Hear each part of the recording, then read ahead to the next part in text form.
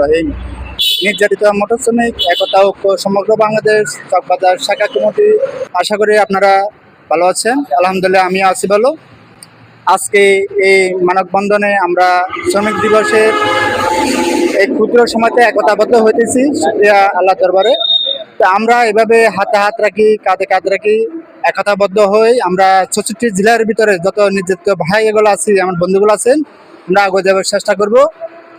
এমন আমাদের চকবাজার শাখা কমিটির পক্ষ থেকে আন্তরিক দোয়া ভালোবাসা। আমরা সকলে মিলি এভাবে আজকের এই দিনের মতো সবসময় আগে যাতে একতাবদ্ধ হব, শক্তিশালী হওয়ার চেষ্টা করব। পিছমি কি আছে গেছে আমরা ওটা জানার বিষয় না।